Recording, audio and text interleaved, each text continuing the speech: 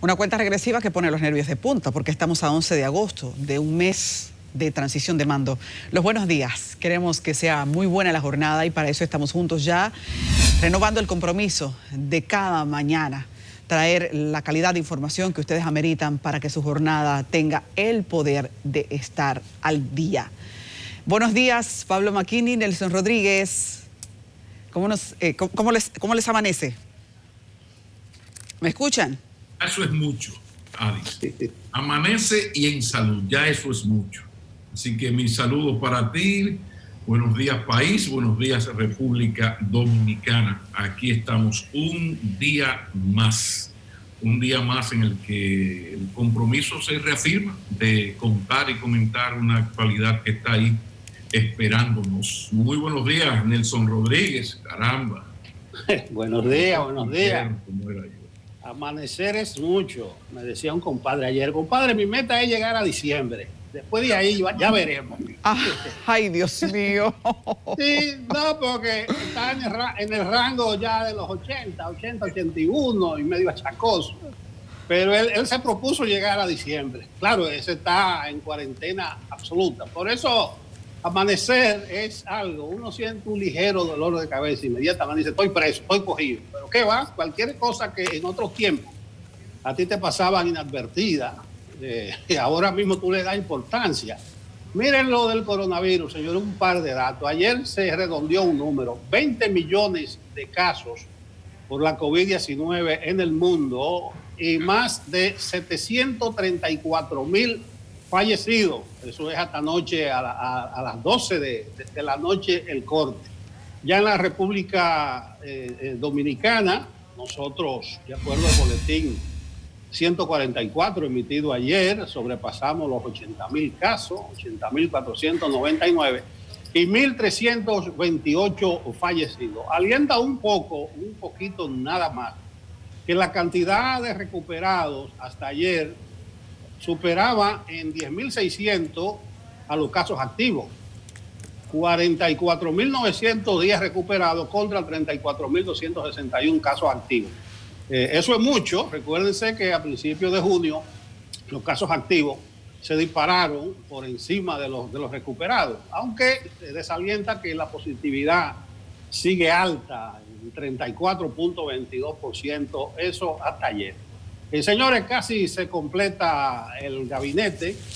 Ayer llegó la designación que se esperaba, número 21 de 22, eso es el 95%. Orlando Jorge Mera va al Ministerio de Medio Ambiente y Carmen Heredia a Cultura. 21 ministros, 18 hombres, 3 mujeres.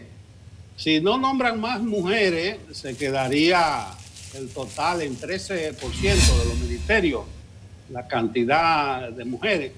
Recuerden que yo he dicho aquí que podría ser una meta superar las 3 mujeres que tiene el actual gobierno como ministra, que eso da el 13%. Solo falta un ministerio, que es el de Ciencias y Tecnologías. Ahí hay una mujer. La tradición hasta ahora de Abinader es poner una mujer donde hay una mujer, en la juventud, en el Ministerio de la Mujer. Vamos a ver quién sustituye a la mujer que está actualmente en el MESI, como se dice, aunque hay un ex rector de la UAS que está sonando mucho, pero mucho de verdad. Yo la queja y los lamentos que siguen externando las feministas o las personas que luchan por la igualdad de género, le digo y les reitero que una cosa es la campaña, otra cosa son las promesas, los programas, y otra es la realidad. Aunque hay un dato, habrá que pensarlo, a ver cómo se dio esa combinación, y lo ofrece el Observatorio Político Dominicano, el OPD, y dice que en el Congreso que se estrena el domingo, disminuye en un 7% la cantidad de mujeres, pasando de 56 legisladoras en el 2016 a 52 ahora en el 2020. Con Yayo Lobatón en aduanas, director general de aduana, y Luis Valdés, director general de la DGII, la Dirección General de Impuestos Internos, se cubren ya las direcciones generales más importantes, las que son claves, pero a los que están en el globo, a los que aspiran, yo les digo que no desesperéis, porque las direcciones generales son 58 en total. Ahí hay hasta direcciones para asuntos sin importancia, como se dice, pero son 58 a la actualidad. Y además hay más de 50 comisiones, consejos, comités. Es decir, que probablemente haya puestos menores para muchas personas. Pero al comentar estas designaciones en sentido general, yo reitero que para ninguna se han producido objeciones. Eso es muy importante. Ni siquiera señalamientos críticos, lo que probablemente sea un signo de que la gente entiende que Luis Abinader está conformando su gabinete, está conformando su estructura de poder. Entonces eso es importante. No necesariamente porque alguien tenga o no tenga cola que le pise, sino porque la gente aparentemente está entendiendo estas designaciones. Además, en sentido general, son la gente que se fajaron en la campaña y que se fajaron para su programa, señor Maquina.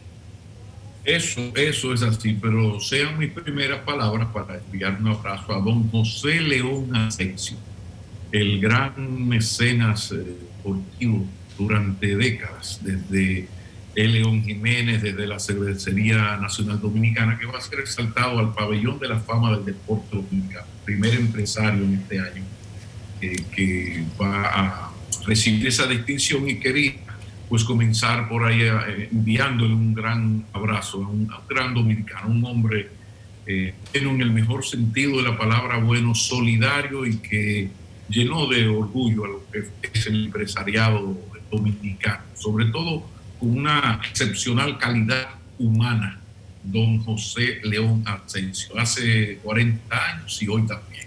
Así que vaya mi abrazo, y es el mismo abrazo que envío a don Bienvenido Álvarez y Vega, el director del periódico Hoy, mi director durante varios años en El Siglo. Don Bienvenido Álvarez Vega dirige el Hoy, que está celebrando precisamente en esta fecha su 39 aniversario. Entonces vamos a comenzar por ahí, porque es de justo reconocer a quien así lo merece.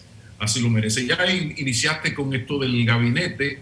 Las mujeres del PRM van a tener que hablar un poquito más alto, porque tal parece que las cosas andan por ese 3%, aunque hay varias candidatas a Procuradora General de la República. El MESID está doña Alejandrina Germán, es decir, que podría continuar la línea que acaba de decir, que sustituya una mujer. Pero una precisión, Maquini. Sí. Claro, hay designaciones importantes a cargos que van mujeres, pero la procuradora no es parte del gabinete. Yo me refiero, cuando hago ese señalamiento, sí, a los ministros. Hago esa precisión porque realmente se han designado mujeres valiosas, mujeres muy importantes. O sea, que no estamos ni discriminándola ni disminuyendo su rol, sino en cuanto a los ministerios que me estoy refiriendo.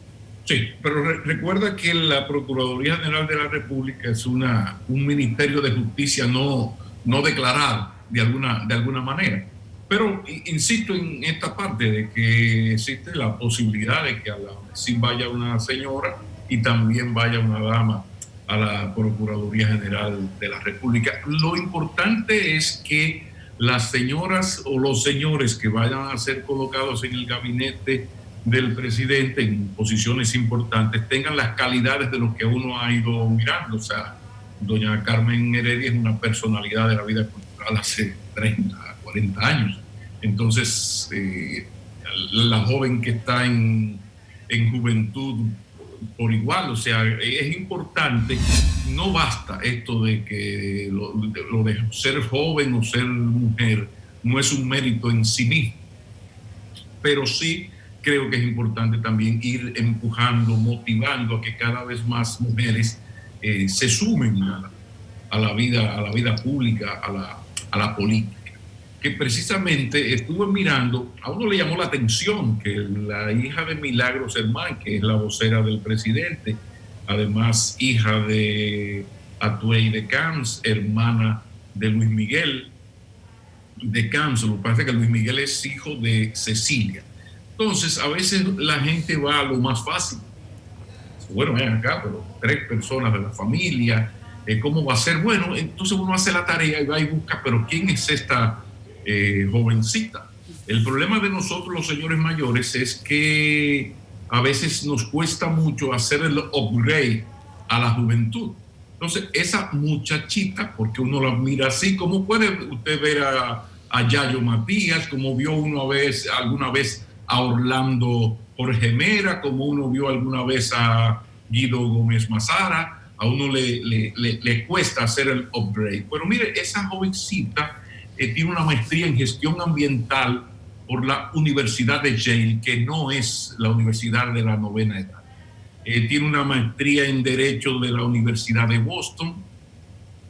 Ha trabajado como asesora de financiamiento en temas climáticos y de políticas públicas en el Global Green Growth Institute, una cosa así que es como el Instituto de Crecimiento Global y Verde, una cosa con sede en México. Ha sido asesora legal en fundaciones en Corea del Sur.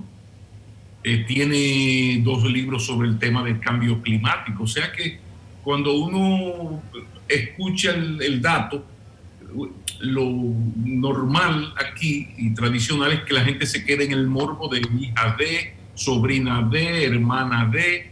No, esta joven que es viceministra, yo la veo como una muy posible ministra de Medio Ambiente en unos cuantos años, y me parece muy acertada la decisión, aunque insisto, la primera reacción de la gente es, bueno, ¿y aquí qué está pasando? Bueno, aquí también tú lo acabas de decir, Nelson, hay un asunto también del mérito político. Se tiene que mezclar el mérito político con las capacidades para desempeñar un cargo, y eso es lo que uno está viendo en la mayoría de los casos. En el caso de Luis Valdés, el de Impuestos Internos, yo no lo conozco, por eso no he comentado su designación. Uno de conocerlo, quiero decir de tratarlo, que uno ha saludado a todo el mundo. Pero igual busqué el currículum, y este señor tiene incluso una maestría en Derecho Tributario. O sea que ahí va la militancia política, el esfuerzo político, con estar capacitado para desempeñar el cargo. Otra cosa es cómo va a funcionar cada quien. Ese es otro asunto. Ya habrá que, a veces tienen buena hoja de vida, y el funcionario, como funcionario, la gente no funciona, valga la redundancia, también. Pero de entrada, a mí me parece muy bien. Está el caso de Sanz Lobatón, Eduardo Yayo Matías, Yayo Sanz Lobatón, que es a Yayo hay que ponerle ya lo de relativamente joven, que bueno, tiene todos los méritos políticos y profesionales para estar al frente de la institución, de la Dirección General de Aduanas, además de que ha sido durante todos estos años como FULCAR, del comité central del político de Abinader, de Luis Abinader. O sea que las cosas van en ese sentido. Creo que está ocurriendo lo que tenía que ocurrir. Además, Yayo Matías era el financiero de la campaña. Sanz, me confundiste ahí. Sanz era el financiero de la campaña, es decir, que sabe contar papeletas. Me imagino que sabrá recaudar, porque el financiero de una campaña debe ser un recaudador nato. Excúsenme que le interrumpa. No, mi señor, y la confianza. Imagina a un político los binocles. Eso, ahí no hay cargos. Cuando usted llega, ministro, yo a más de un amigo, perdón, a más de un amigo que ha llegado a ministro, yo siempre he dicho, mira, ten cuidado con dos cosas. La asistente, por supuesto, que debe ser tu mano derecha, parte de la izquierda, pero ¿quién te va a manejar el dinero cuando vayas tú a firmar todos estos cheques? Esta parte y lo de la comunicación, porque tiene que ver con tu imagen. Eso no se negocia. Pero finalmente, sí quería retomar y citar unas declaraciones de Guillermo Moreno, que tiene mucha experiencia en este tema, y es el asunto de la importancia de la voluntad. La importancia, y me bajan el audio, se lo agradezco, la importancia de la voluntad política a la hora de hacer el trabajo, tanto de un fiscal del distrito como un procurador general de la República, un ministro de Medio Ambiente. O sea, la voluntad política es fundamental porque incluso la Constitución, que es lo que cita Guillermo Moreno, si hay voluntad política, ofrece herramientas. Dice Guillermo Moreno que la Constitución dota al Ministerio Público y al Procurador de herramientas para luchar contra la corrupción y la impunidad.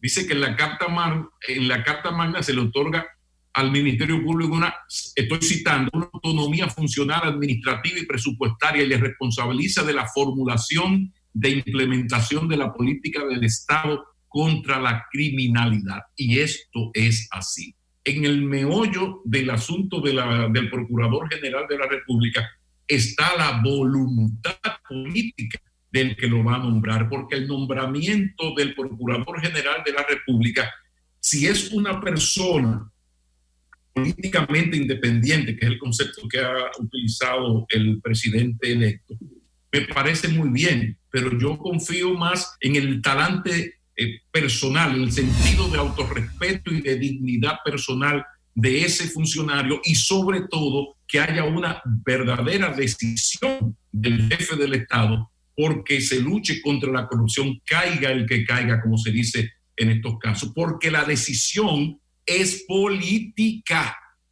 El nombramiento del Procurador General de la República, que me perdone participación ciudadana y quien no esté de acuerdo conmigo, pero esto es una decisión política. Esto no es asunto del empresariado, ni de los periodistas, de los fontaneros. No, esto es una decisión política, porque para eso se celebran elecciones, para que el pueblo con su voto empodere a tal o cual ciudadano, a tal o cual partido. El problema es cuál es el talante democrático de ese partido y de ese presidente y su visión y su compromiso con la lucha, en la lucha contra la corrupción. Pero no es que vamos ahora a buscar un sueco y lo vamos a poner ahí. No. Yo citaba hace unos días como John Fitzgerald Kennedy llega a la presidencia, y ¿quién es su jefe de la justicia, su ministro de justicia? Su propio hermano, su hermanito de lo suyo, Robert Kennedy.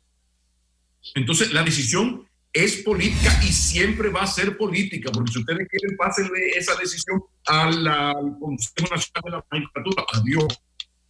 Y lo que decide el Consejo Nacional de la Magistratura no es una decisión política también. Aquí estoy de acuerdo con Guillermo Moreno, de lo que se trata es del compromiso que tenga el presidente con la lucha contra la corrupción, porque si se quiere, se puede.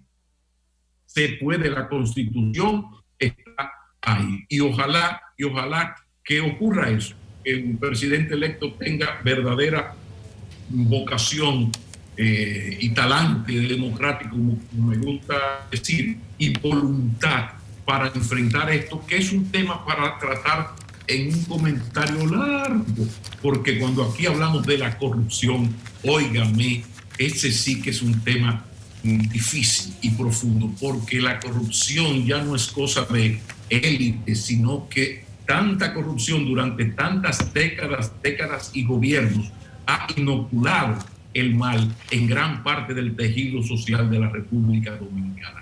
Y esas sí que son palabras mayores, palabras mayores. Saben que en un lugar que se llama Parra, de San Antonio de Guerra, hemos estado levantando una transformación histórica en República Dominicana que ya ayer las autoridades han presentado formalmente. Es algo a lo que han decidido darle el nombre de la Nueva Victoria, a propósito de que sustituirá la cárcel La Victoria, de la que hemos hablado aquí tantas veces por las monstruosidades que ha representado como sistema carcelario. Uno quiere reconocer positivamente todo lo que esto representa.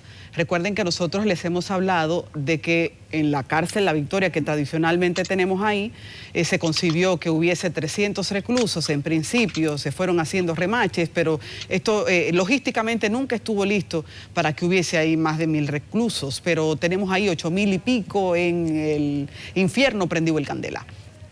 Pero la representación de este sistema ahora, un nuevo sistema penitenciario, que es lo que uno ha estado pidiendo, y va a significar que ahí puedan estar en la Nueva Victoria 8000 y pico, bueno, exactamente 8778 internos pueden estar ahí. Ha recibido una nota de atención, que es lo que yo quiero presentarles a ustedes. Es un gran mérito que República Dominicana pueda contar con uno de los hombres que más ha aportado para Latinoamérica en la renovación de los sistemas carcelarios. Y me refiero al señor Roberto Santana, quien representa la dirección de la Academia Regional Penitenciaria. Ha hecho unas observaciones y más que eso ha agregado que las hizo a las autoridades en el proceso de construcción de esa penitenciaría, la Nueva Victoria, que resultan ser una sorpresa, por lo menos para quienes ahora queremos comparar esos dos conceptos y decimos, ¿y qué pasó? ¿Por qué no se tomó en cuenta eso? Ha dicho Roberto Santana, eso que tenemos ahí es un peligroso gallinero. Y ese término gallinero es ruidoso. Yo dije, no, pero déjame escuchar, ¿qué es lo que está diciendo el señor Santana? Se refiere a que las Naciones Unidas ha dejado muy claro el concepto de una renovación carcelaria. Y las cárceles masivas en todas partes del mundo ya se encuentran en una rápida sustitución, en un desfaz por motivos que ya han sido estudiados. ¿De qué se trata? Bueno, si tú quieres controlar un espacio masivo de personas que ya tienen un comportamiento conflictivo para la sociedad y los agrupas en masa, tienes varios peligros. Entre ellos que el programa de regeneración no pueda ser suficientemente efectivo porque estás pendiente a la masa, pendiente a que no se boicoteen con unas autoridades saturadas, porque cualquier estrategia que necesite confrontar simultáneamente a 8000 personas, pues puede verse en niveles de riesgo. ¿Qué propuesta concreta ha hecho para que las autoridades electas tomen en cuenta? Se refiere a que esta penitenciaría, que ya no debemos llamar cárcel por los conceptos que ustedes saben, es otro mundo, se divida en 8 distintas penitenciarías, cada una con una administración distinta. Sino esto que nosotros estamos llamando renovación no es más que nuevas paredes, con algunos cambios logísticos que podrían percibirse, pero con el peligro de históricamente no hacer eficiente la inversión ni el concepto con el que se ha vendido. Y eso tiene tanto peso que yo todavía sigo preguntando, si las autoridades sabían esto en su momento, ¿por qué no lo atendieron? Bueno, recelos históricos, tal vez, tú no eres de mi corriente, es probable, egos personales, o simplemente no te hago caso. Eso huele raro. Huele tan raro como que ahora esto pesa demasiado y necesita ser reconceptualizado. Ojalá se ponga oído. Yo creo que los méritos de Roberto Santana son suficientes como para saberse que no está haciendo una recomendación medalaganaria y que la tecnificación de un nuevo sistema penitenciario es justamente el motivo por el que se quiere renovar. Hay que renovar la estrategia. Si seguimos con métodos que no pasan la prueba científica del comportamiento humano, estamos invirtiendo muchos cuartos y vamos a seguir quejándonos en el camino por las mismas cosas. 8000 personas juntas, que ya son una población de peligro porque yo creo que no hay que argumentarlo demasiado. Venimos de la violación a la ley, comportamientos penales que han significado para la sociedad la censura de que ahora tú necesitas estar encerrado. La renovación, la reinserción, los programas todos conjuntos que se trabajan ahí, necesitan tener equipos con la capacidad de cronometrar y medir sus estrategias.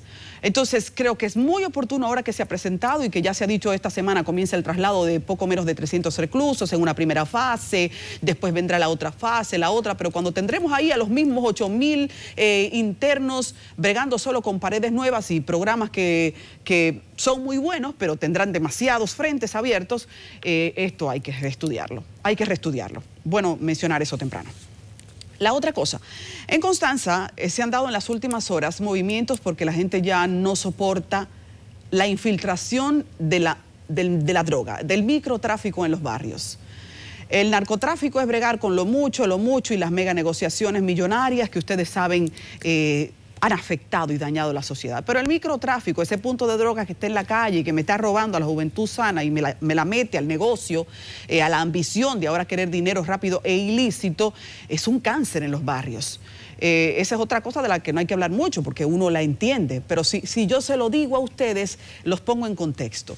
En Constanza me dediqué en las últimas horas a saber qué dice la gente. La gente está desesperada. Dice, este era un pueblo sano, un pueblo bueno, en el que nos preparamos todos los días para relanzarnos con el turismo de montaña que sabemos tenemos potencialmente, con la agricultura que nos ha hecho tener nuevas capacidades económicas, pero tal como crecimos en esos aspectos, estamos creciendo también en ese daño que está metido en los barrios. Y la gente literalmente llegó ayer al Palacio de Justicia a protestar para que le quiten el punto de drogas del barrio Los Peinados.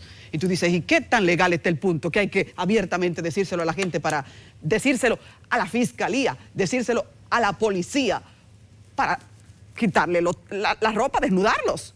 Pues sí, de paso, los comunitarios que se han reservado el nombre porque dicen que ahí las autoridades saben muy bien de lo que se está hablando, que no necesitan coger en su boca los nombres, que ese pleito está abierto, desafiantemente abierto, dicen que coroneles, generales de distintos puntos inciden ahí. Yo no sé si eso es cierto, pero eso es lo que la gente está diciendo. Y están tan convencidos de su verdad que fueron rindiendo sus caras. Dame por favor las imágenes de la protesta. Fueron a dar su cara y militando. Esta es hoy lunes, una pequeña comisión de los PRI y de Barrio Los Peinados. Ese punto de droga que pusieron, el gobierno lo pusieron porque nosotros no tenemos autoridades, en Constanza no hay autoridades. Esta es una pequeña comisión que tenemos hoy frente al tribunal.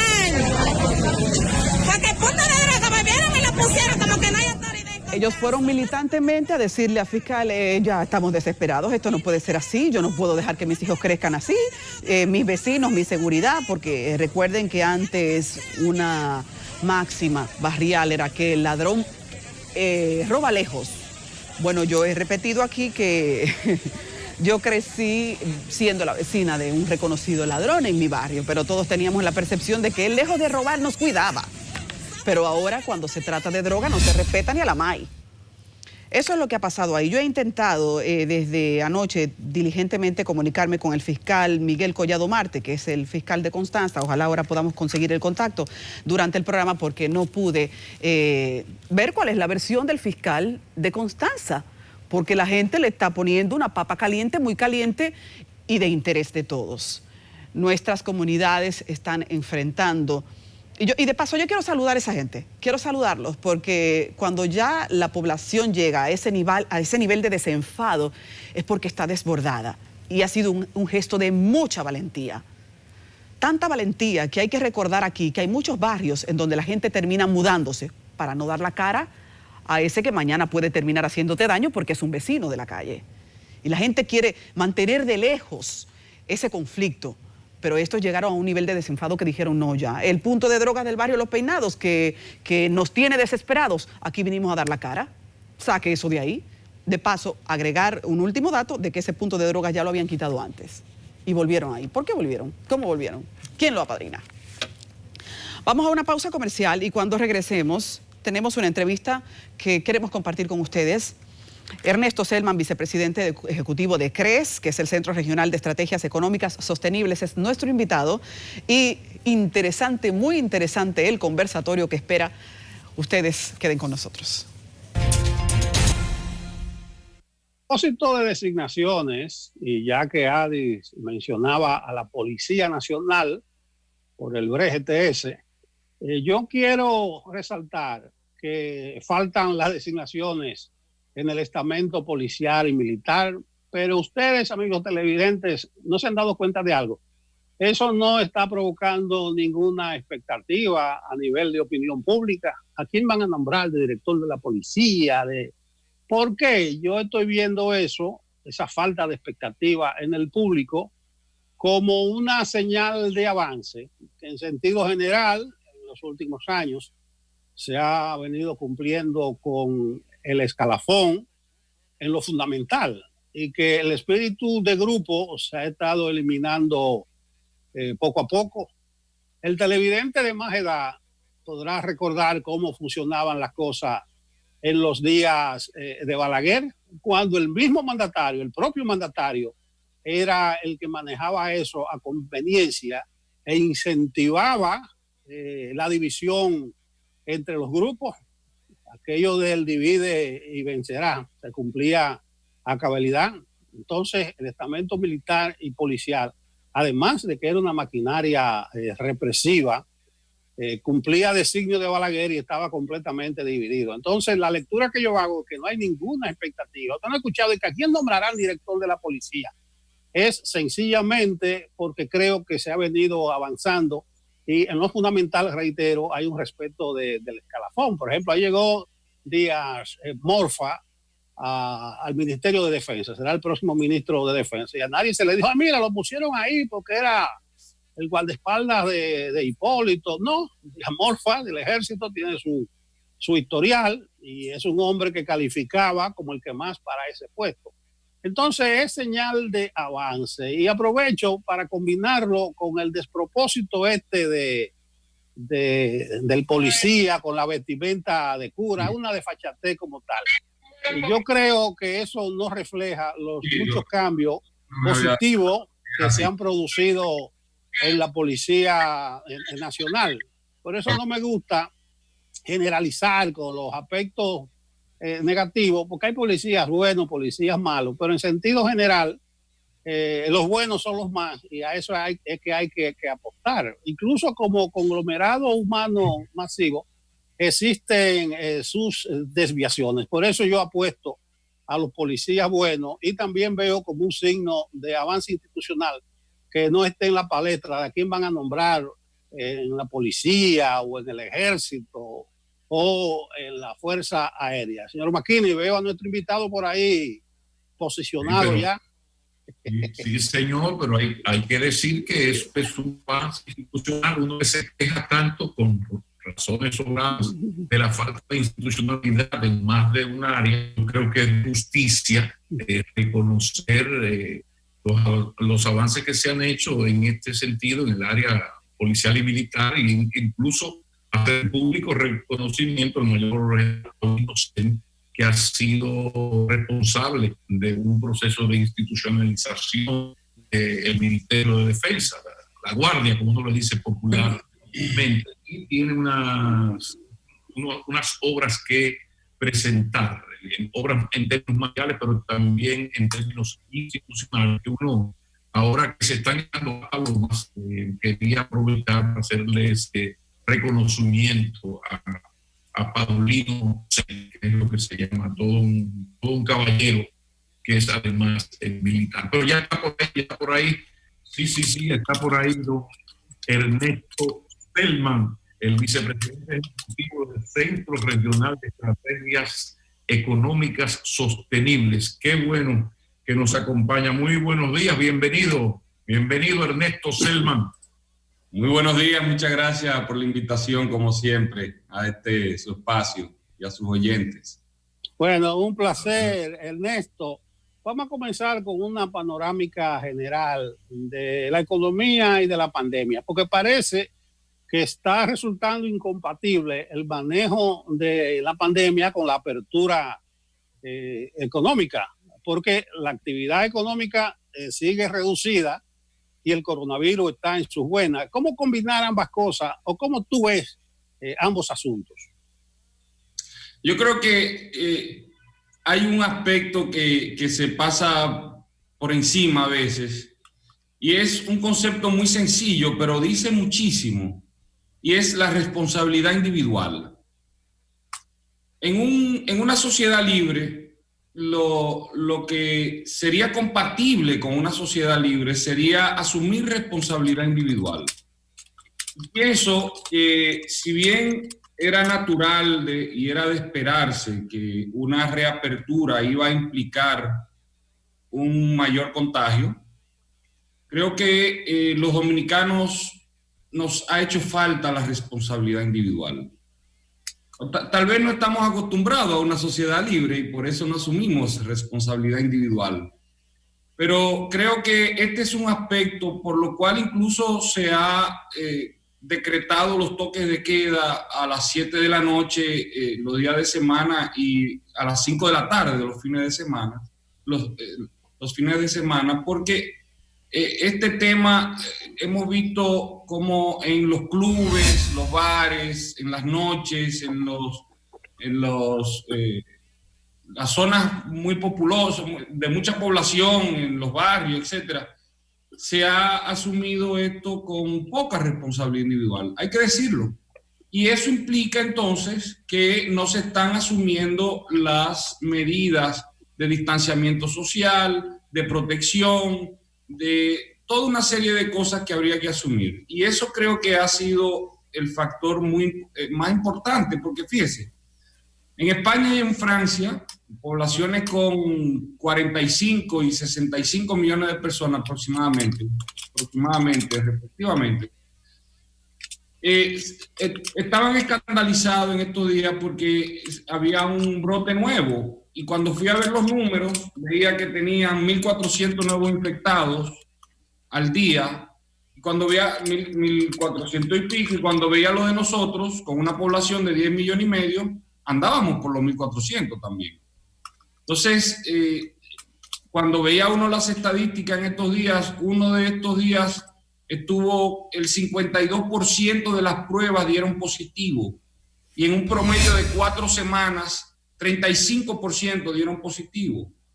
Es decir, como que no terminamos de tomar conciencia y de asumir responsabilidad individual. Y como siempre le dejamos el muerto al Estado y el gobierno que tiene que hacer, y el gobierno que tiene que hacer, el gobierno que tiene que hacer, y los sistemas de salud, es que lo primero que se debe asumir en una sociedad libre es responsabilidad individual. Y eso ha deteriorado mucho el ambiente en nuestro país. La campaña política fue un problema, por ejemplo. Ese fue el principal brote, no tanto por la reapertura de la economía, yo creo. Y el tema ahora con las lluvias, etcétera, también deterioró el ambiente desde el punto de vista de la pandemia. Entonces, sí se esperaba que con una reapertura de la economía, nueva interacción social, estábamos confinados en nuestras casas, muchos y muchas personas tuvieron buen tiempo en base a esta medida de contención, pero creo que aquí hay un factor que debemos tomar en cuenta, y es este que le he hablado de la responsabilidad individual.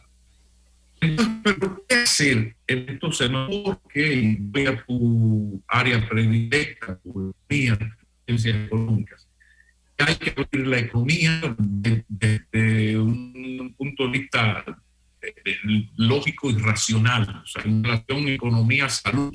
Ahora hay que buscar la manera de ir abriendo la economía, perfecto, pero con esa actitud de irresponsabilidad ciudadana demostrada va a ser difícil. ¿Cómo explicar el hecho de que, a pesar de lo que esta irresponsabilidad ciudadana significa para la apertura de la economía, es decir, para la misma generación de riqueza de esta sociedad, no se actúe en consecuencias? Cuando digo actuar en consecuencias, me remito a que se supone que un ciudadano tiene una serie de derechos y hay unas altas cortes para que usted se cree, levante tal o cual recurso, pero entonces esto va de lado con unas obligaciones. No es urgente que el Estado dominicano, para poder abrir la economía, apriete con la ley en la mano en contra de ese ciudadano irresponsable. Mire, estamos acostumbrados a eso. Entonces, siempre tendemos a buscar eso. Si usted se va a Uruguay, y claro, aquí vamos a discutir que Uruguay tienen una institucionalidad mayor, tienen mejor educación. En Uruguay nunca se asumieron estas medidas de contención. El nuevo presidente de la República le anunció al país que debemos asumir responsabilidad, que cada quien tiene que poner de su parte, ¿dónde están las campañas de información? ¿Dónde están las campañas en los barrios de concientización? Para que las personas asuman responsabilidad individual, porque es que el Estado no puede estar sobre 10 millones y medio de personas con sus ojos sobre ellos.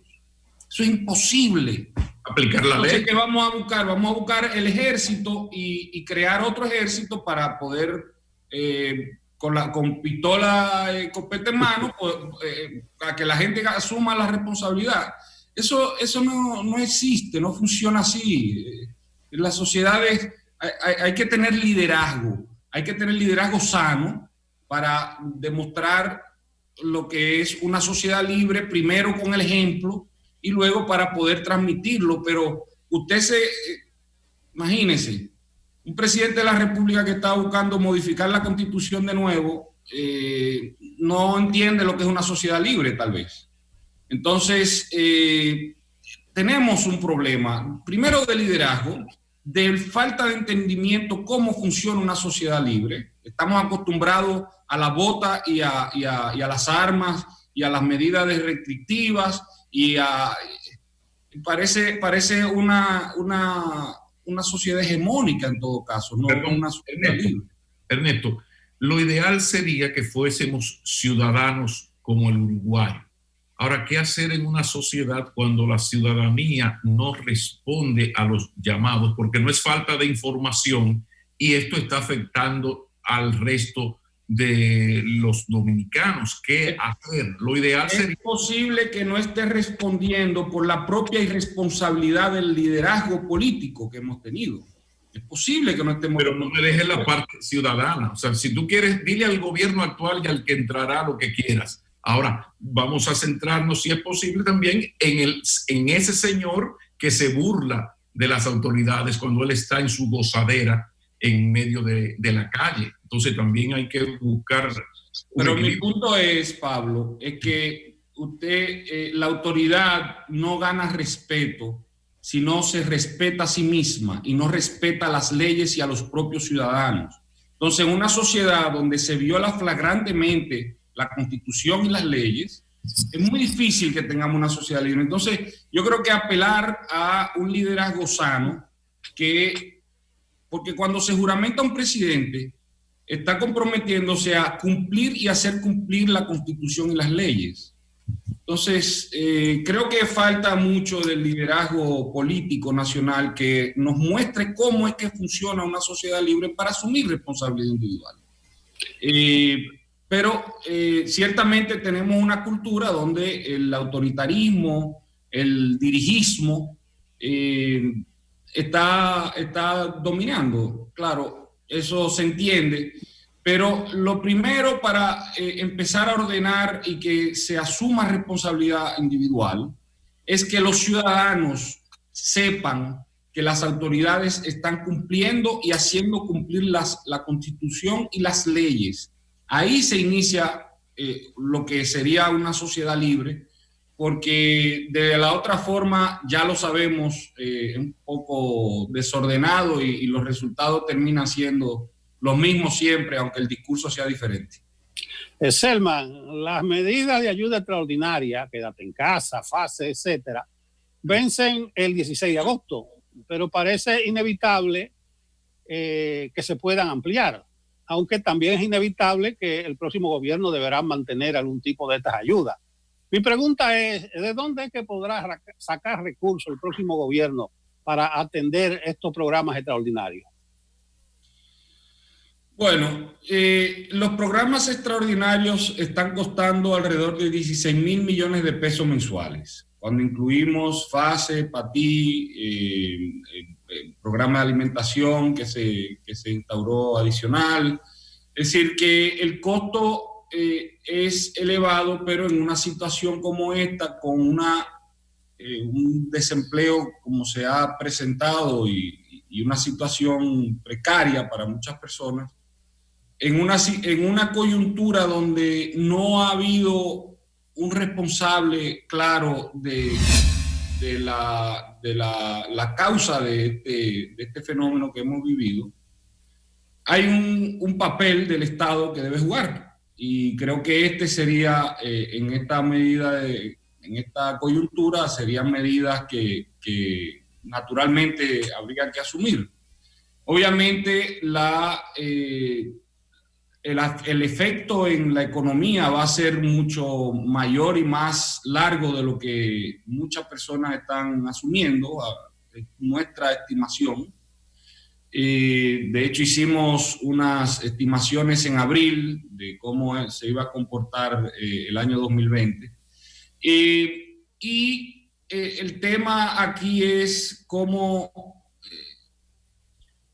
la situación de las finanzas públicas, cómo se financia todo esto y en esta ocasión, y fíjense que nosotros hemos hablado mucho sobre la deuda, el endeudamiento año tras año. En esta ocasión es cuando se podría justificar asumir deuda pública. Y es lo que va a ser necesario. El problema que tiene la República Dominicana es que tuvo casi 20 años, 19 años, asumiendo deuda sobre deuda año tras año, en la mayor parte en tiempos normales, asumiendo deuda sobre deuda año tras año. Entonces, nos sobreendeudamos cuando tal vez no se justificaba el endeudamiento. Bueno, también se habla de un presupuesto complementario. Bueno, otro presupuesto complementario. Sí, lo que vimos las declaraciones del presidente electo y el discurso de algunos de sus asesores y lo que está planteado sobre la mesa es que se habrá hecho, o sea, se iniciará un proceso de consolidación de las organizaciones del Estado, de las instituciones estatales, y ese ahorro se va a utilizar también, es decir, se mantiene la política de endeudamiento y habría que ver cómo sería ese presupuesto complementario. Pero es una situación que pone las finanzas públicas en una coyuntura muy difícil.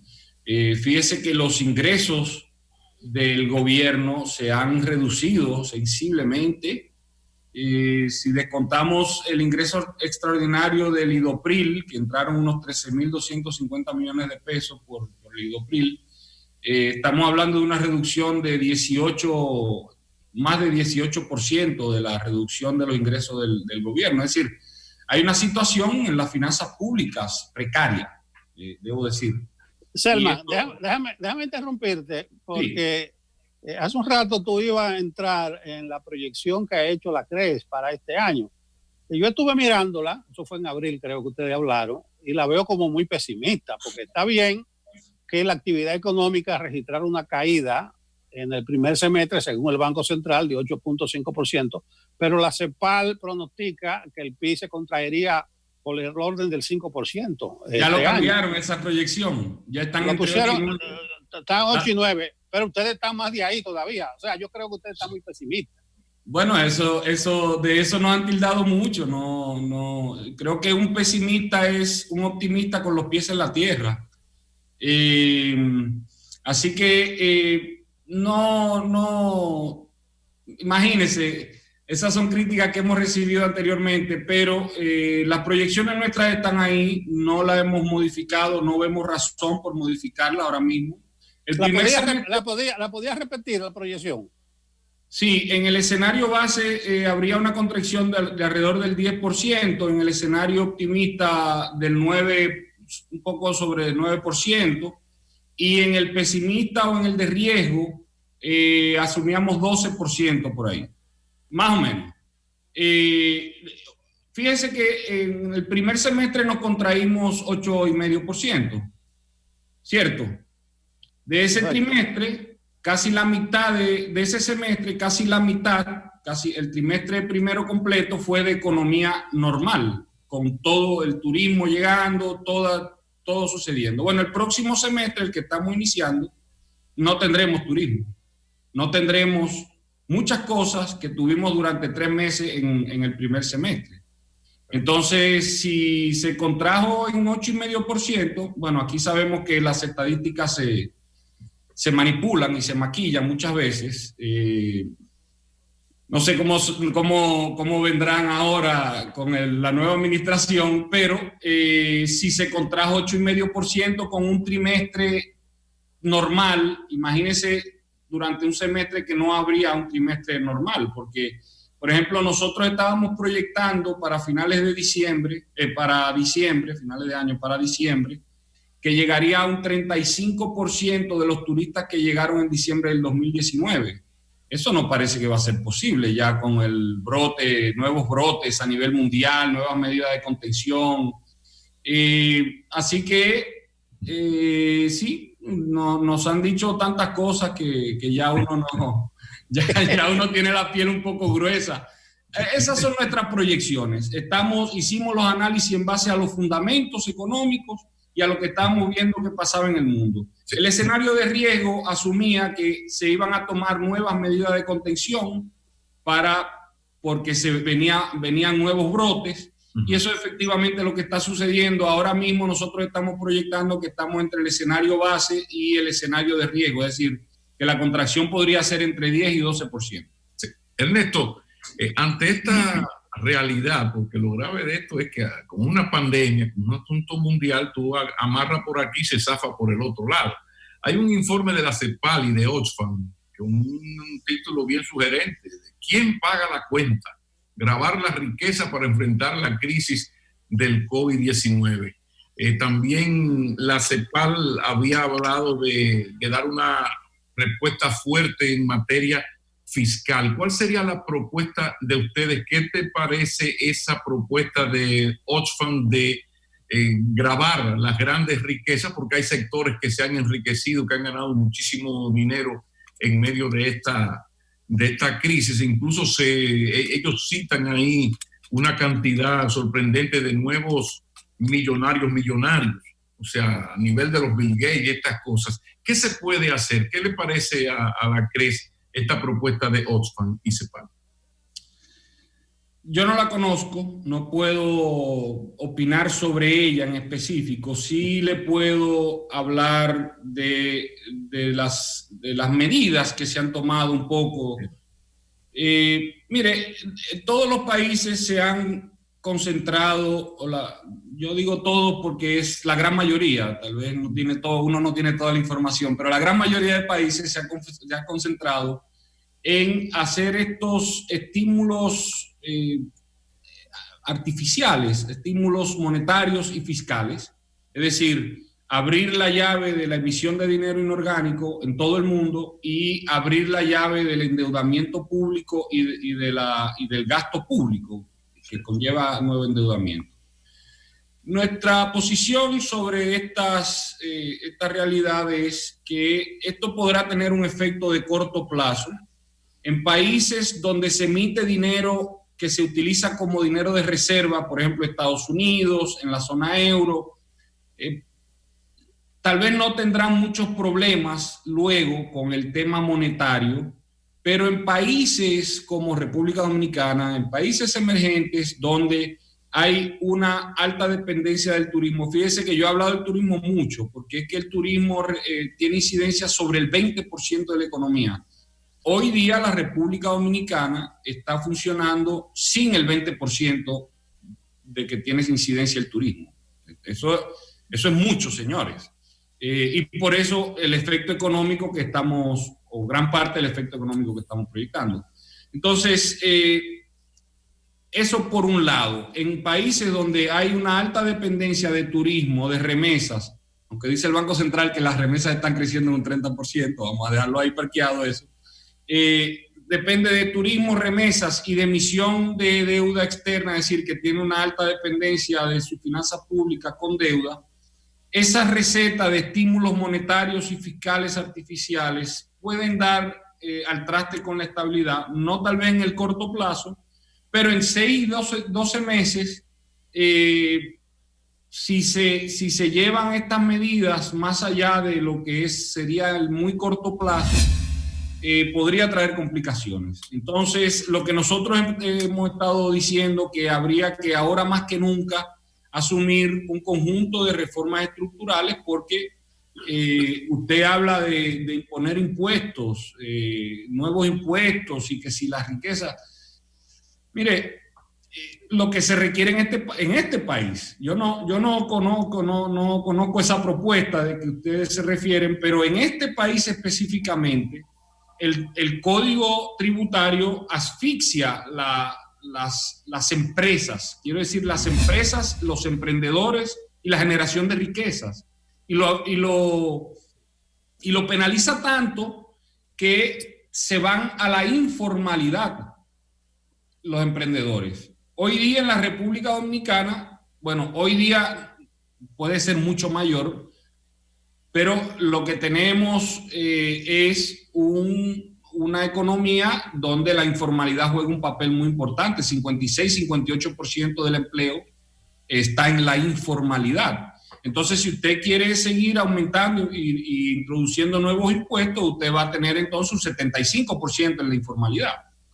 Entonces, en República Dominicana, en la discusión debemos centrarnos en lo que tenemos y en lo que se ha demostrado que está penalizando la generación de empleo y de riqueza.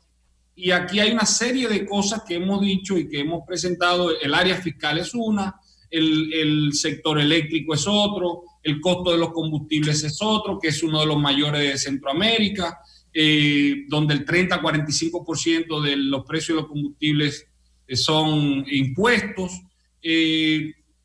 una serie de transporte, el tema laboral, que todavía tenemos ya unos 5 años con un decreto de una comisión de reforma del código laboral, porque luego de los tratados de libre comercio ya se requeriría una legislación laboral más flexible, pero todavía ahora con la pandemia se requeriría una legislación laboral más flexible. Porque, Ernesto, ya que tú mencionas... Una serie de reformas estructurales, lo que estamos hablando, y con esto cierro, una serie de reformas que tendrían que ir a buscar reducir las barreras a las inversiones y reducir el costo, la estructura de costo interna en la República Dominicana para ser más competitivo. Bueno, ya que tú mencionas el código laboral, me llega el problema del empleo a la cabeza. Quédate ahí, no te nos desesperes, que estamos obligados a un break comercial y volvemos en un par de minutos contigo. Continuamos con esta oportuna e interesante entrevista con Ernesto Selman. Él es el vicepresidente ejecutivo del Centro Regional de Estrategias Económicas Sostenibles. Antes de la pausa, Ernesto, te hablaba del empleo. La pandemia ha tenido un impacto terrible en el empleo en la República Dominicana. Yo conozco las proyecciones de la CRES. No voy a decir que son exageradas, pero meten miedo. ¿Cómo está viendo en este momento, al día de hoy de agosto, la CRES, el asunto del desempleo? Mire, en nuestras proyecciones para cierre de año, el desempleo iba desde entre 470,000 personas, trabajadores, en el escenario optimista, a unos 670,000-700,000 en el escenario de riesgo. En el mes de junio habían 608,000 personas que estaban cotizando menos en el sistema de pensiones, por ejemplo. Tuvo un ligero incremento recientemente, en julio, pero cuando vemos entonces las estadísticas de los empleados suspendidos que da a conocer el Ministerio de Trabajo, nosotros semanalmente le solicitamos la información directamente a través de la Ley de Información Pública. En el último informe que nos enviaron hablaban de suspensión de 1.324.000.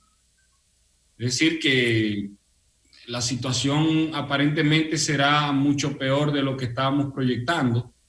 Pero obviamente habría que esperar a final de año. Nuestras proyecciones es a final de año, lo que iba a suceder durante el año. pero todavía estamos dentro del periodo y se han extendido los plazos de la suspensión. El Ministerio de Trabajo ha extendido plazos porque ustedes saben que la suspensión dura un periodo de 90 días y a los 90 días habría que tomar la decisión si mantener al trabajador o desahucio. Como se han extendido los plazos, todavía no se sabe cuánto será lo que definitivamente terminarán esos números, pero lo que nos están diciendo las estadísticas es que la situación posiblemente puede ser peor de lo que estamos proyectando. Habría que esperar a ver. Sí. Ernesto, a partir de todo lo conversado hasta ahora, ¿cuáles serían los pasos urgentes, innegociables que debe dar el gobierno dominicano en el área económica? Yo hablaba ahorita de la propuesta de Oxfam de gravar a las grandes fortunas. Se te van del país y le grabas más. Se te van. Esa es una buena... te van. Entonces el mundo está interconectado globalmente. Sí, pero pasa como a Francia. En Francia pusieron un impuesto a los más ricos del 75%. Sí. Y lo que hicieron fue que asumieron otras nacionalidades, se fueron. Entonces, sí, hay unos fondos golondrinas que son terribles, pero a lo que voy es, a partir de lo conversado, ¿cuáles son los pasos que considera innegociables, urgentes, necesarios, que debe dar el gobierno en el manejo de la economía ante el momentum económico que se está viviendo? Veo que no te gusta lo de aumento de impuestos. ¿Cuáles cosas se pueden hacer y se deben hacer ya, desde la óptica de ustedes? Sí, bueno, lo primero sería obviamente hacer un presupuesto complementario nuevo que llame a la prudencia fiscal, porque de nuevo se van a requerir unos montos de endeudamiento muy grandes. Es decir, cuando hablamos de un déficit fiscal del 7% que estamos proyectando, creo que ahí hay que revisar muchos números y un presupuesto complementario que llame a la prudencia, porque nosotros llamamos, por ejemplo, un incremento del gasto en salud en 30% y eso no se ha ejecutado. Y hay otros aspectos que habría que atender. Pero lo segundo sería, desde el punto de vista, hay muchas medidas que se podrían tomar y se pueden tomar a nivel de administrativas, etcétera. No me voy a referir a eso, me voy a referir más bien a qué se requiere en la economía dominicana para hacer un giro de timón y crear unas nuevas condiciones para crear riquezas en nuestro país, empleo y riquezas. Porque la pobreza no es más, la pobreza tiene una definición negativa, la pobreza se define como la ausencia o la falta de riquezas. Entonces, si tenemos pobreza hay que generar riquezas y que eso pueda ser lo más amplio posible y que tenga efectos sobre la mayor cantidad de personas. Entonces, para esto lo que podríamos recomendarles a las nuevas autoridades es que aproveche el mes de octubre, donde hay que presentar ya un presupuesto para el año 2021 y presente un conjunto de reformas estructurales junto con ese presupuesto, de forma tal de cambiar y crear las condiciones para generar, señores, aquí vamos a tener que reconstruir la economía dominicana. Yo pienso que todavía no se tiene conciencia de los efectos que esto tendrá y en la medida que hemos visto que se va retrasando en la recuperación del turismo, todavía va a ser más fuerte. Entonces, este conjunto de reformas estructurales que estamos recomendando que se adopten en octubre junto con el presupuesto, tiene que ver con la política fiscal y aquí una ley de responsabilidad y transparencia fiscal, porque a partir del endeudamiento que se va a requerir ahora, vamos a tener que asumir mucho mayor responsabilidad en el manejo de las finanzas públicas. Una reforma integral al Código Tributario, revisarlo por completo. Nosotros hemos propuesto un proyecto de ley, lo hicimos con don Francisco Canaguate, una persona muy experimentada que jugó un papel importante con el Código Tributario del año 1992, que fue muy moderno para esa época. Estamos hablando de reformas estructurales en el área de la energía, específicamente en el sector eléctrico, transferir a administración despolitizada las EDES, que es quienes están ocasionando la insolvencia del sector eléctrico. Una reforma en el sector de hidrocarburos, donde los precios, haya competencia de precios, competencia entre los suplidores, más libertad de importación, porque tenemos uno de los combustibles más caros de Centroamérica. Eso nos saca de competencia. Unas reformas en el sector transporte y transporte de carga. Nosotros tenemos las mejores carreteras de Centroamérica, pero tenemos el costo de transporte de carga más caro que existe en la región. Entonces hay una serie de aspectos que podrían ayudar a reducir las barreras a la inversión, a las inversiones, y a reducir la estructura de costo interna para que las empresas tengan mayor capacidad de competir en el plano internacional. Porque una economía pequeña que busca su crecimiento hacia adentro no tiene mucho futuro, o su población quedará en la pobreza o en la mediocridad. Una economía pequeña tiene que enfocar su estrategia hacia afuera. Y si va a enfocar su estrategia hacia afuera, tiene que reducir su estructura de costos, que hoy día se está imponiendo una alta estructura de costos por las políticas públicas en todos estos aspectos que hemos estado hablando. Así que esto sería muy importante, un conjunto de reformas estructurales que vaya a reducir la estructura de costos y que se presente estas reformas en el mes de octubre junto con el presupuesto del 2021. Ernesto, una última cuestión de mi parte. Tú mencionabas que este es un mundo interconectado, globalizado. Entonces vamos a ver algo del entorno internacional. Aquí hay un dicho de que cuando Estados Unidos estornuda, a nosotros nos da una gripe mala, bueno, casi una pulmonía. Pero vimos que en el segundo trimestre el PIB estadounidense se contrajo en más de un 32%, que anualizado, eso es casi 10 con relación al año pasado. La eurozona también, más de un 12 en el segundo trimestre. El Banco Mundial habla de más de un 5 la caída en el 2020. En el entorno internacional, ¿qué tú estás viendo? Eso para nosotros es de muy mal augurio. Bueno, y usted me dice pesimista. Usted está trayendo los números de la realidad ahí, y usted me va a decir que el mundo se está contrayendo de esa forma, y una economía que depende del mundo como la República Dominicana, mire, y uno sabe, Dios sabe cómo uno a veces hasta angustia le da por lo que uno puede ver hacia adelante con el tema del desempleo y tantas personas necesitadas que van a sufrir. Pero hay una realidad en el mundo, señores, que se nos está viniendo encima. Y esa realidad es la que usted está describiendo. Va a haber la contracción o la depresión económica mayor que ha visto el globo terráqueo desde el año 1929. Posible que sea peor. Todavía no hemos visto hasta dónde va a llegar, pero hay unos cambios estructurales que se van a estar dando y que van a requerir de nuevas reglas de juego desde el punto de vista económico. Y lo que me preocupa es que creo que las reformas institucionales, las reformas estructurales institucionales van a avanzar en nuestro país. Creo que hay un consenso de la separación de poderes, justicia independiente, un procurador independiente, todas estas cosas que son fundamentales, que están muy bien, pero en el aspecto económico, las reformas estructurales económicas son un poco más complejas porque tocan intereses, se requiere negociación, se requiere una serie de habilidades para avanzar una agenda realmente reformadora y que no sea solamente de nombre o de discurso. Entonces, en ese sentido, creo que la urgencia que nosotros vemos todavía no la vemos impregnada en los actores políticos y económicos privados.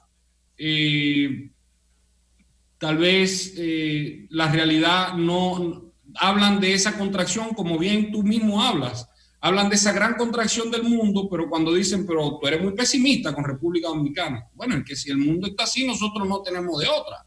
Si estuviéramos en Marte, yo te digo, bueno, tal vez podríamos zafarnos de eso, pero no es posible. Entonces, creo que lo vemos con cierta urgencia por el efecto que está teniendo sobre los ciudadanos y el empleo y la falta de ingresos que está generando. Fíjense que una de las preocupaciones principales tiene que ver cómo es el desenlace de todo esto, porque si no se asumen estas reformas estructurales y se administra el sistema, tendremos mayor desempleo y muchas personas tendrán que recurrir a la criminalidad callejera, al narco, a la criminalidad organizada. Entonces, queremos evitar eso. Porque las personas van a tener que buscar de comer y van a tener que generar recursos de cualquier forma, no importa la forma. Así que es mejor tener un sistema más transparente y que sea conducente al empleo y a la generación de riqueza. Quizás, Ernesto Selman, el elemento más terrible es que la gripe española no fue mundial, el crash del 29 no fue mundial. Creo que el elemento pandémico, el elemento global es lo que agrava y dificulta cualquier solución. Pero volveremos a encontrarnos. Ernesto Selman, vicepresidente ejecutivo del Centro Regional de Estrategias Económicas Sostenibles. Muchísimas gracias. Gracias a ustedes por la invitación, como siempre, un gustazo. Continúa Enfoque Matinal, continúa. Gracias por continuar con nosotros. Esta semana hemos estado haciendo lo que en los últimos días es necesario. Hablar de la salud mental, apoderarlos a ustedes y empoderarlos de informaciones y recursos con los que todos podamos ir empujando esta realidad nueva que, si no es bien encauzada, pues podría hasta enfermarnos, literalmente. En esta entrevista queremos presentar una compañía especial, una invitada que está en vivo desde Panamá. Me refiero a Jennifer Alfaro Rodríguez, es Senior Manager de People Advisory Services. Es un servicio de asesoría que funciona para todo Centroamérica. Así que te saludo, Jennifer. Gracias por estar con nosotros. Hola, muchas gracias. Buenos días a todos. Así es. Hemos elegido un tema que sé que ustedes van a apreciar muchísimo, la importancia de la salud mental en el trabajo. Así que iniciemos con lo básico. Ahora, ¿qué podría estar impidiendo esa salud mental? ¿Qué transformación ustedes han visto se ha impuesto en la forma en la que la gente trabaja que se puede convertir en un torpedero mental? Muy bien, muchas gracias. Sí, mira, pues creo que lo primero que deberíamos de intentar pensar es qué es lo que definimos como salud mental, ¿verdad? Y cuando hablamos de salud mental, hablamos de un bienestar que tienen las personas que le dan esa habilidad para mantener un equilibrio entre su vida personal, su vida laboral y su vida social, todo ese contexto de comunidad. Y bueno, como bien lo has dicho, estamos en medio de una pandemia, estamos en medio de una emergencia que vino a cambiar de alguna forma cómo interactuamos en cualquiera de esos ambientes. Personalmente, algunos han perdido su trabajo, están trabajando desde casa, lo cual los hace mezclar su realidad laboral con su realidad personal, con su familia, con la escuela de los niños, con sus propios estudios inclusive, y la forma en la que interactúa con la comunidad, con otras personas, también cambió. Así yo esté yendo de forma natural o de forma normal físicamente a mi trabajo, igual cambia la forma en la que interactúo. Hay protocolos diferentes, hay un distanciamiento social, hay una amenaza en el ambiente hacia mi salud y eso obviamente crea estrés, crea ansiedad, crea preocupación, crea necesidad de más información y eso hace que evidentemente todas las áreas que dijimos que están involucradas en salud mental pues se vean afectadas. Ok, ¿cómo debería ver la empresa ahora la necesidad de dar soporte a todo su equipo de trabajo de modo que se mantenga la orientación mental que necesita la gente para ser productiva pese a todo eso? ¿Qué deberíamos decirle a las empresas? Sí, esa es muy importante pregunta y hay algo bien sencillo decimos, aunque de repente no nos resulta natural. Y es que una de las primeras cosas que necesitan las personas para poder empezar a buscar de vuelta ese equilibrio en su salud mental es la comunicación, esa comunicación fluida, saber qué está pasando, es saber cómo puedo mejorar, es saber... Es tener comunicación transparente, continua, buscar esos espacios de interacción social y laboral entre las diferentes personas a las que estábamos acostumbradas. Hay una pregunta muy fácil de hacer y que si en algún momento se la hemos hecho a alguien, sabemos que la respuesta puede ser 100% sorpresiva y es tan fácil como ¿estás bien? Es esa pregunta, es acercarnos a nuestra gente y saber que están bien, si están bien en todos sus ámbitos, están bien en su familia, están bien en su salud, están bien en el trabajo, y las respuestas que nos van a dar a esa pregunta sencilla de si estás bien, me van a dar luces de cómo yo como empleador puedo colaborar en la respuesta a esos estímulos o a esas incertidumbres o a esas cosas que lo están agobiando. Dentro de esas cosas que el empleador puede ir haciendo, que dicho sea de paso, y creo que vale la pena mencionarlo desde ahora también, la salud mental no depende solo del empleador, depende principalmente de mí y es una decisión personal. Por supuesto que el empleador me va a dar algunos estímulos y algunas herramientas que me van a ayudar en ese equilibrio, y como bien decías, es bien importante que lo hagamos porque le va a pegar directamente a la productividad del colaborador. Entonces, desde nuestras empresas podemos dar herramientas desde 4 diferentes ángulos. Desde la parte psicológica, así sea habilitando espacios con psicólogos o con programas de interacción entre las mismas personas que le permitan desahogar, ¿no? Tener esa comunicación, esa información que necesita y desahogar. Si podemos tener un psicólogo en sitio que le dé ese soporte inmediato a la gente, pues mucho mejor todavía. El tema de conversatorios que permitan esa oportunidad de informarse y de tener interacción social que es necesaria, así sea a distancia, así sea virtual como lo estamos haciendo en este momento, pero es necesaria esa interacción.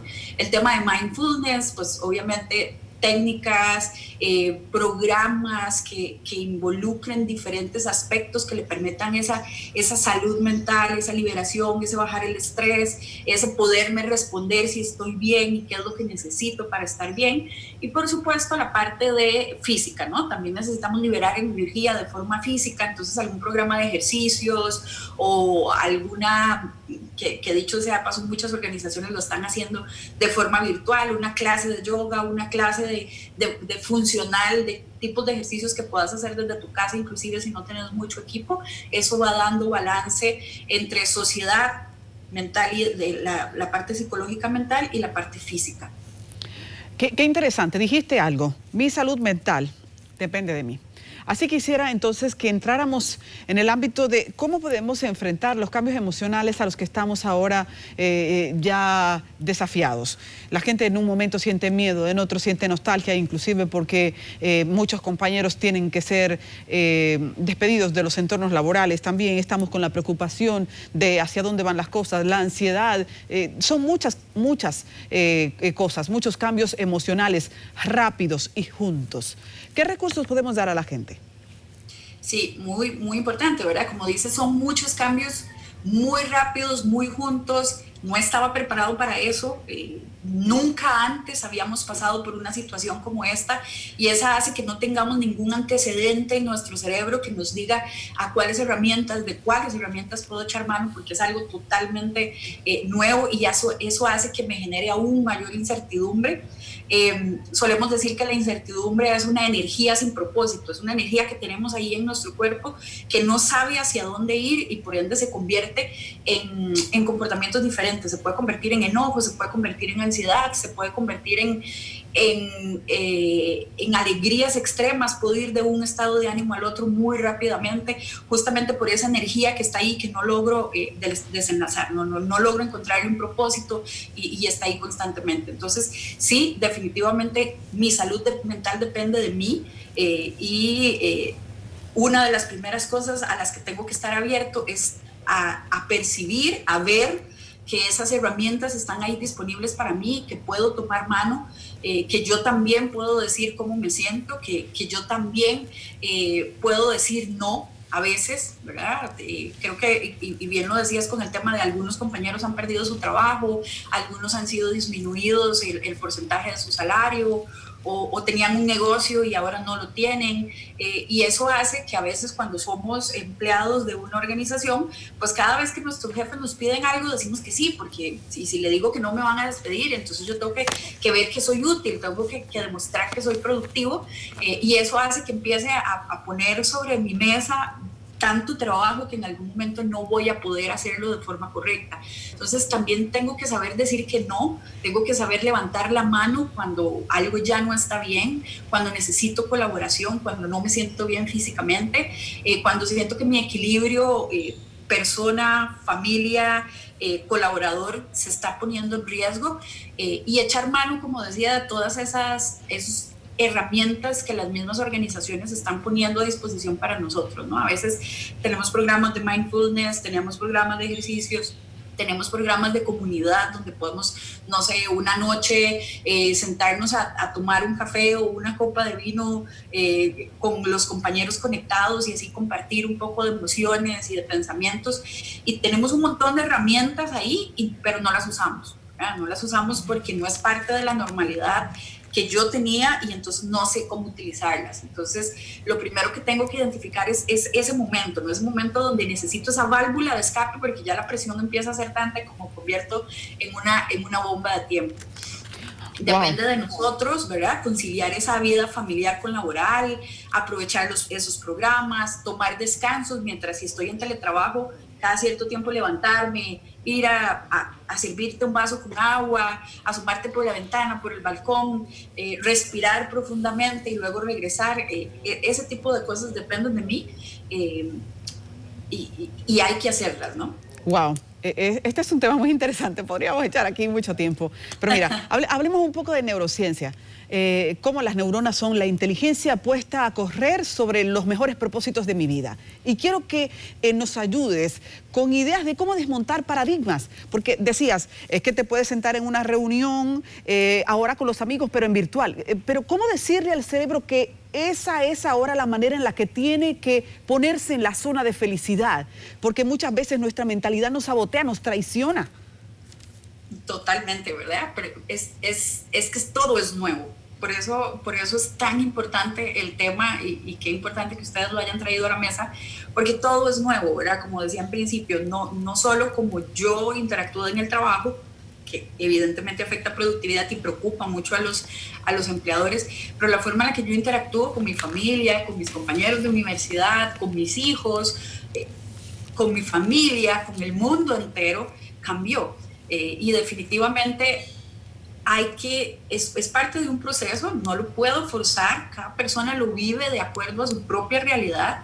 Tal vez algunos ya estaban acostumbrados a tener 2 días, 3 días de teletrabajo o más, pero no lo combinaban con familia, ahora lo tienen que combinar con familia, ahora de repente ves los niños donde pasan corriendo por detrás tuyo, la mascota se sube y se aparece en la cámara, no sé, y esto, de hecho, voy a tomar esto como un ejemplo para describirlo de la nueva realidad. No sé si a ustedes les pasaba, y supongo que muchas de las personas que nos acompañan, que cuando empezamos en todo esto, para quienes estamos teletrabajando, que como ustedes ven, yo estoy en mi casa, para quienes estamos trabajando, al principio era como, no sé, o sea, quiero estar contra una pared en blanco, que nadie vea, que si pasa mi mascota o pasan los niños, qué vergüenza, qué va a pensar mi jefe, y eso empezó a cambiar. Ahora es cada vez más normal. Ahora de repente se llega un niño y entonces ya se lo presento al resto de la gente que está conectada. Este es mi hijo, tiene 3 años, se llama fulanito, ¿no? Y empieza a ser parte de esa normalidad. A mí me gusta pensarlo, por lo menos desde el ámbito laboral, de una forma como que la familia creció, ¿no? En las organizaciones donde el tema de cultura y el tema de gente es importante, que lamentablemente no es en todas las organizaciones, pero es lo que queremos que sea. Sí. Sí, te escucho. Ok, perfecto. En estas organizaciones describimos a nuestra gente como la familia, ¿no? Entonces voy a usarnos a nosotros, la familia EY, ¿ok? La familia de Ernst & Young, que es la empresa a la que pertenezco, somos una familia, pero ahora creció, porque ahora esa familia somos nosotros más nuestras familias. Y es parte de ese poco a poco, es parte de ese proceso. Yo creo que lo más importante es que cada persona lo viva a su forma, y por supuesto los incentivos que nosotros desde nuestra sociedad, desde nuestra comunidad, desde nuestro forma personal y laboral podamos ir generando y podamos ir ayudando a las otras personas, pues van a incentivar un montón, ¿verdad? Aquí, en cuanto al empleo, bien, los líderes juegan un rol indispensable. Jennifer, el tiempo ha terminado, pero yo quiero hacerte una pregunta que maratónicamente tal vez en un minuto nos puedas responder. ¿Cómo decirle al final a la gente que puede hacer una gestión de pérdida? Mucha gente está perdiendo el negocio por el que tenía años luchando, ha perdido el empleo, ha perdido bienes por los que trabajó y que representaban su bienestar. ¿Cómo enfrentar esas pérdidas? Si podrías en un minuto adelantarnos alguna idea práctica. Te diría que dos aspectos principales. Número uno, hacer duelo es necesario. O sea, yo necesito vivir ese momento, necesito entender mi pérdida y vivirlo, ¿no? Hacer el duelo, ¿no? Como cualquier otra pérdida. Pero además es, tan pronto lo puedas pasar y entre más pronto mejor, es entenderlo como una oportunidad de reinventarse, una oportunidad de volver a empezar, una oportunidad que va a necesitar hacer comunidad, que va a necesitar comunicarse, hacer una red, y es el mejor momento. Siempre ha sido bueno y siempre ha sido necesario trabajar en equipo, trabajar en comunidad y generar oportunidades en comunidad, pero esta lo es aún más. Es momento de hacer comunidad y de levantarnos juntos, ¿no? De darle la mano al que está a la par y levantarnos juntos. Entonces sí te diría que el duelo es necesario, pero levantarse es indispensable. Muchísimas gracias, Jennifer. Jennifer ha hablado con nosotros en vivo desde Panamá. Jennifer Alfaro Rodríguez es la Senior Manager de People Advisory Services, un servicio de asesoría para Centroamérica. Gracias y así despedimos. Vamos a una pausa. Gracias. Continuamos en Enfoque Matinal y damos la bienvenida a Samuel Guzmán. Samuel Guzmán, cuéntame, ¿cómo andan las redes sociales, Samuel? Buenos días, Pablo, buenos días, amigos de Enfoque Matinal. Ustedes saben que en esta semana estamos acabaditos de estrenar esta segunda etapa por 25 días del toque de queda en todo el país. Y yo me di una vuelta por algunos sectores, sobre todo la capital, Pedro Brán y más, para comprobar que ya los dominicanos entendimos que como van más de 80,000 casos positivos, más de 1.300 muertes, pues ya estábamos haciéndole un poco más de caso a las medidas preventivas, pero la realidad fue distinta a mis expectativas. Veamos estos videos de este inicio de la segunda etapa del toque de queda. Detenidos, todos los que van bajando ahora mismo de este camión. Vamos a ver cuánto hay en este inicio, inaugurando la segunda etapa del toque de queda, que inicia precisamente este domingo. Esto es aquí en el destacamento de los Girasoles. Destacamento Cristo Redentor. Vayan contando. Se ha hablado 47 veces con usted. Está bien, vayan contando y siguen bajando ciudadanos que infringieron el toque de queda este domingo.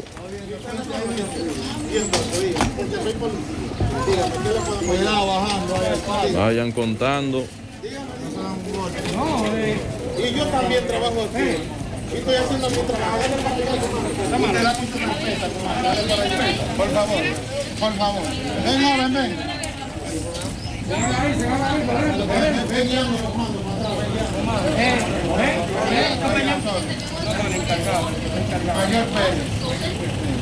Entra adentro, mi hijo, allá habla. Ahí está para llegar.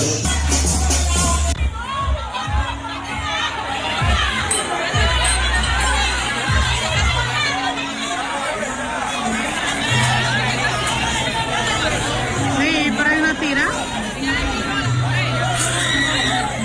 Sí, le dio. Hay uno en el suelo, sí.